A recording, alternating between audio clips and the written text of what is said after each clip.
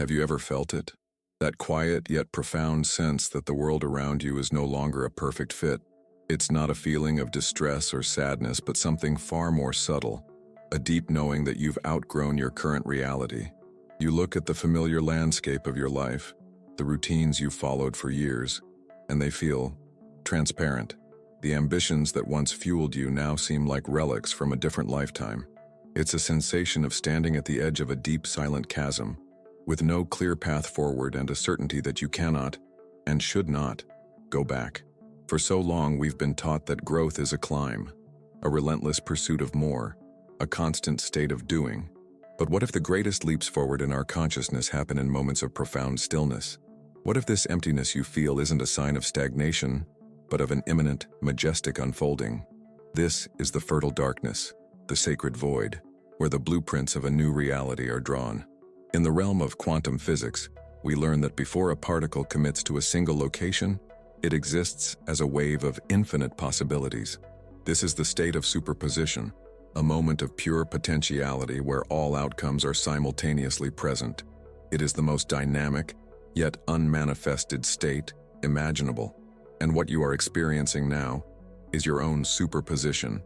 Your past self, defined by old beliefs and energy patterns, is dissolving, while a new, higher frequency version of you is coalescing in a parallel stream of reality. You are standing in the middle of two rivers of probability, and the mind, tethered to the illusion of linear time, cannot comprehend this paradox. It searches for a map where none exists, demanding logical steps and tangible proof. But the universe doesn't operate on a step-by-step logic. It responds to resonance. Your current quiet is not an absence of power, but the gathering of it. It's the universe drawing the bowstring of your life all the way back, creating the precise tension needed to launch you into a new trajectory that your past efforts alone could never have achieved. Think of your reality not as a solid structure, but as a complex symphony of energy. Every belief you hold, every thought you entertain, every emotion you feel, contributes a note to this cosmic orchestra. For a long time, the notes you played created a specific melody, a familiar song that kept you anchored to a particular life experience. But something deep within you has begun to change the tune. Your higher consciousness is calling in a new, more expansive composition. And in order to play that new symphony, the old one must first fall silent. The strings that once resonated with the old frequency begin to loosen and snap. Old contracts, both visible and invisible, quietly expire. This happens at the energetic level long before you see the physical changes. And so, the first thing you notice is this strange, unsettling silence, this absence of the familiar melody. The mind, accustomed to the old song, mistakes this quiet for a problem. But the soul recognizes it as the most beautiful sign.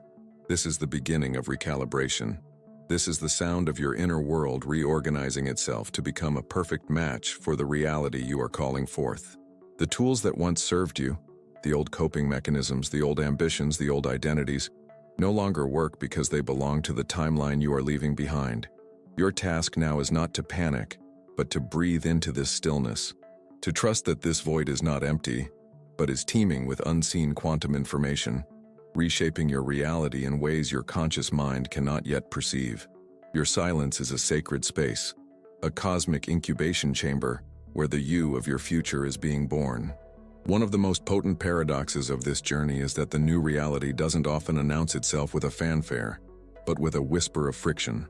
It's not the kind of chaotic turbulence that throws your life into complete disarray, but a subtle yet persistent feeling of misfitting.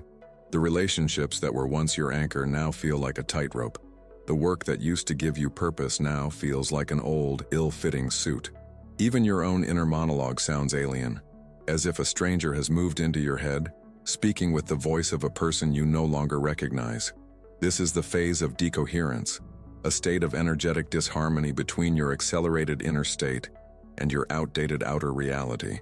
In the quantum field, when two systems cease to vibrate in harmony, a tension becomes undeniable. And this tension is not an error, it is a signal. It's the universe's gentle way of telling you that your current external world cannot sustain the new energetic blueprint of who you are becoming. It's like trying to run a brand new high-performance engine with an old low-grade fuel. The system will sputter, the parts will strain, And eventually, a breakdown is inevitable. That breakdown is not a failure. It is the necessary precursor to an upgrade. From a spiritual perspective, this is where a great number of people become trapped in a state of self-doubt. Am I doing something wrong? They ask. Why does it feel like I'm falling apart when I'm supposed to be leveling up? The truth is, you're not falling apart. You are falling out of alignment with a past timeline. That dissonance, that subtle friction you feel, is the very force that is building up to propel you into a new, more congruent reality. Imagine standing with one foot on a fading shore and the other on a boat that has just set sail. The mind, programmed for safety, will try to pull you back to the familiarity of the shore. It will tell you to fix what's breaking, to smooth over what's crumbling, and to hold on to what's fading away. But in the quantum field, clinging to the old is a step backward. What feels like a breakdown is actually the universe shedding the weight you can no longer carry. The old beliefs, the tired stories, and the dense emotional patterns that have kept you in a lower frequency. If you try to frantically patch them up, you will delay the inevitable leap. If you allow them to dissolve, you will accelerate it. This is why, at this stage, so much frantic doing is counterproductive. The need to fix, to force, to push is a symptom of trying to bridge two incompatible realities with sheer effort. And effort is always a slower, less efficient mechanism than alignment. The quantum field doesn't respond to how hard you work. It responds to how purely you vibrate. A single moment of clear, resonant alignment will move you further than weeks of unfocused action. So if you've noticed certain things falling away from your life, friendships, opportunities, even aspects of your personality you once identified with, ask yourself a different question. Instead of asking, how do I get them back? Shift your perspective to, what is this making space for? This simple shift in questioning changes your frequency from resistance to receptivity. Resistance is like static on a radio, scrambling your signal. Receptivity is a direct channel, a clear line to the reality you are calling forth. The paradox is that the more you try to rush this stage, the longer it lasts. It's a necessary decompression chamber between who you were and who you're becoming. It's the time your system needs to adjust to the pressure of a new reality. If a deep-sea diver ascends too quickly, their body cannot adjust. Spiritually, the same principle applies. If you try to leap without integrating the energetic changes, your system will pull you back to stabilize. This is why patience, trust, and presence are not passive states. They are the most powerful actions you can take right now. As you move through this liminal space, you may notice that your emotional world feels like a volatile ocean. One moment, you are riding a wave of pure excitement, filled with a visceral certainty that something magnificent is about to happen. The next, a heavy fog of doubt rolls in, whispering that you're just making it all up. This isn't a sign of instability or moodiness. It's the emotional signature of a being in transition.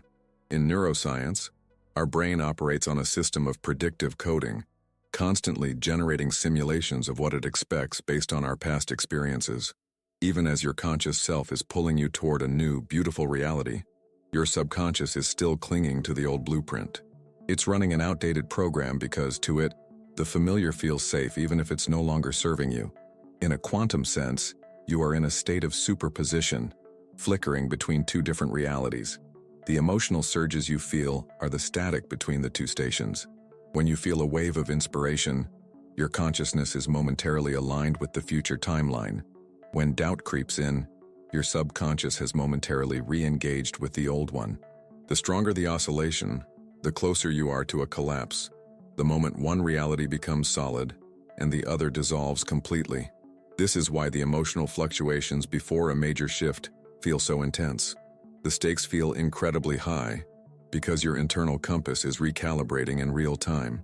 Every old belief, every stored memory, every deeply held attachment is being scanned by your consciousness. It's an inner dialogue. Does this belong in the new reality, or is this simply an artifact of the old one? This process is inherently emotional because emotions are the body's chemical response to a change in perception. They are your body's way of telling you that you've entered unfamiliar territory, and your body's instinct, guided by the subconscious, is to keep you safe, which often means holding on to what's familiar, even when it's out of alignment with your soul's truth. The most common mistake people make at this stage is to interpret the doubt as proof of their failure. They think, if I were truly ready for this transformation, I wouldn't feel this much fear.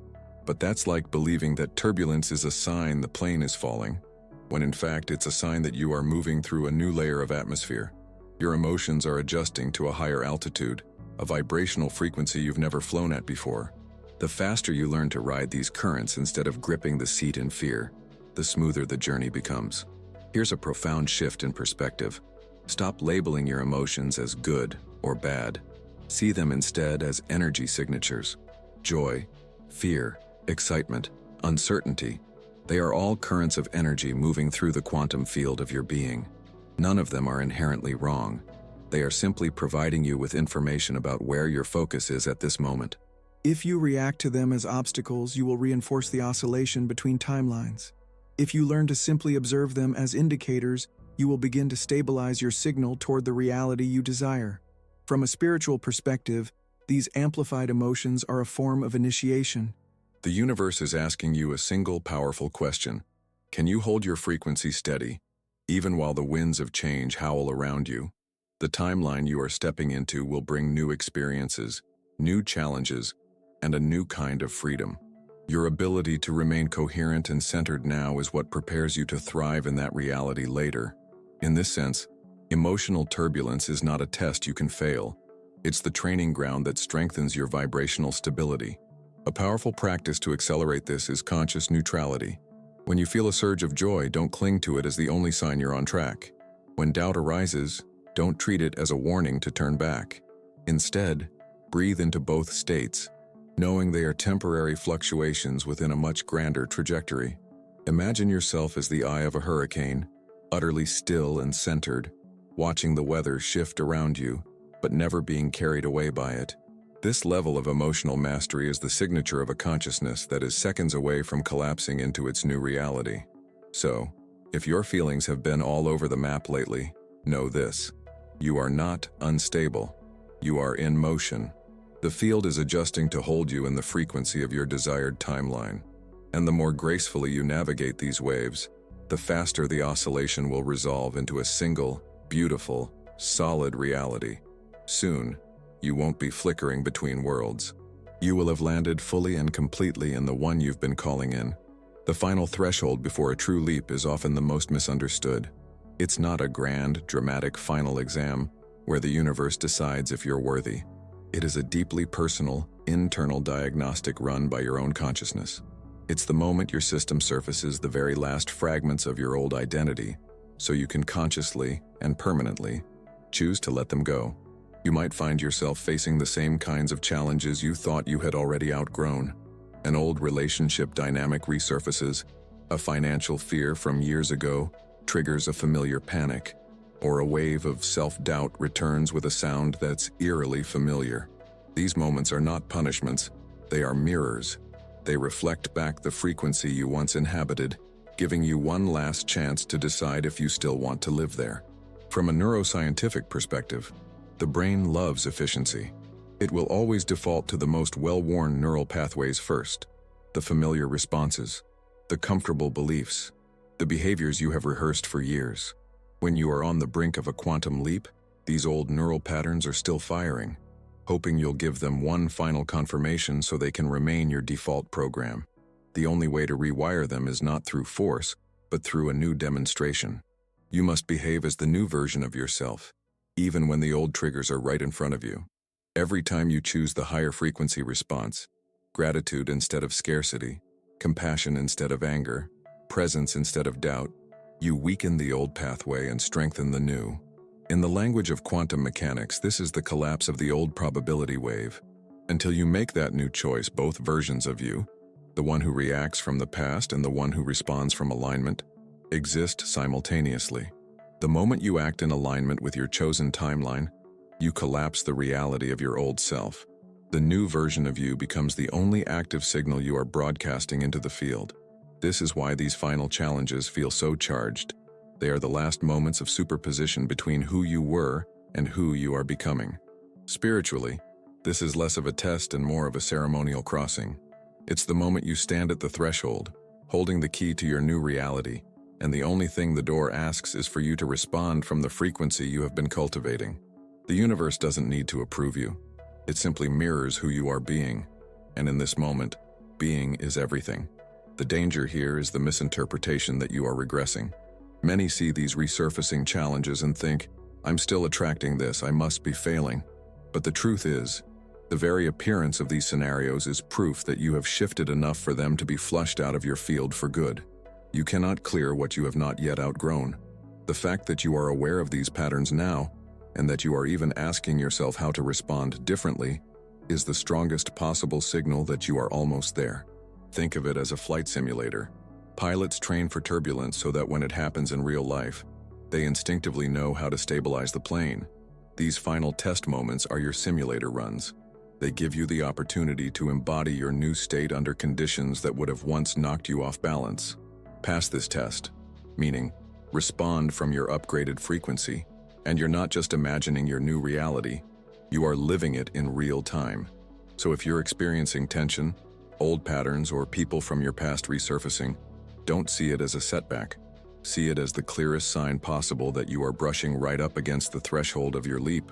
This is the moment to hold your alignment most fiercely, to act as if the jump has already happened. Because in a very real quantum sense, it already has. The jump itself rarely arrives with a dramatic fanfare. It arrives quietly, with the soft certainty of a new dawn. One day you wake up and the fear that used to live in your stomach is gone. The problem you obsessed over feels irrelevant. A conversation that would have triggered you last month leaves you completely unmoved. The shift doesn't announce itself. It just becomes who you are. And because it feels so natural, your mind may even downplay it, thinking, was that it? In physics, an electron jumps to a higher energy level instantaneously. There is no gradual climb. One moment it's in one orbit, the next it's in another. That's exactly how a timeline shift happens. The arrival isn't about fireworks. It's about resonance. It's the old frequency dropping away so completely that it's hard to remember why it ever felt like home. This is the integration phase. Your brain has stopped firing the old circuits and has solidified the new ones. You no longer have to try to think or be different. It's simply your new default. This is why so many people miss the moment of their leap. It feels like breathing. The version of you who lives in this new reality doesn't see it as a breakthrough. They see it as normal. And ironically, it's when you stop frantically looking for signs that you start noticing them everywhere.